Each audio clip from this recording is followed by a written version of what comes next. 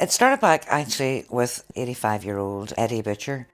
Somebody had damaged his car and he was very upset, and he thought that somebody had damaged it because of his religion. I realised his vulnerability, and I realised all our pensioners across the way from me, they all felt quite vulnerable after that happened because there never had been an incident on the street prior to that. I realised walking around my neighbourhood that I really only knew the people on either side of me and opposite me. And also we had quite a lot of children living in the street. There was nothing for them to do, so I used to give them gardening projects, and we decided then we would have a day of planting. I thought, we just can't let it go. The children were so excited. It was unbelievable the excitement that it created. And I said, what about us having a barbecue as well? And that was it. They were over the moon. But Eddie came out with an accordion and a tin whistle. He sang and he told stories, and the children adored him. And up until that, the children were almost afraid of him, and he was almost afraid of the children. I happened to read about the big lunch. I decided to email our story of the street to the Northern Ireland agent, Grania. Within 2 hours she was in contact with me.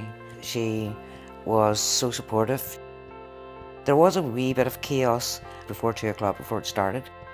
After the chaos there's always a bit of calm. And it literally was a fantastic day for everybody. And we had close over 300 people. I couldn't tell you any of my neighbours. I didn't know them. Even going out to say hello, you just didn't do it, until the street party. And then it was like you knew everybody then. It was great. It was great getting to know everybody. You see great people with hugs now. It was a coming together. The old feared the young and didn't know what to expect of them, and the young feared the old. There was no bonding there is now. I got to know everybody here, and I'm a foreigner. I don't really have family here, and it's nice if you can just pop across the road for a coffee. That's important, isn't it? And if you wouldn't have done that, if you wouldn't have had the push to get to know each other, because you feel awkward. You don't go to neighbours' houses just and say, hello, I'm your neighbour, do you want to be my friend? It just doesn't work like that, you don't. It's brilliant. If we hadn't had the street party, we wouldn't have discovered what a gem Eddie was.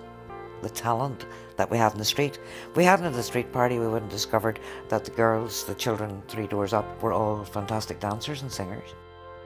This young man came up to me and he said, I've been living here for a year and a half now. I suffered from depression and I never really felt part of this street. But he says, for the first time I feel part of the street.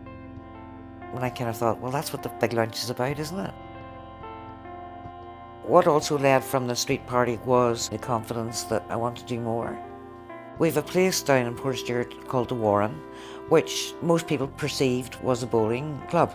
But it's not just a bowling club, it was purpose-built to be the start of a community centre, and it would be ideal for housing the dance school, indoor bowling in the winter time, for the young people to have discos and dances and things like that.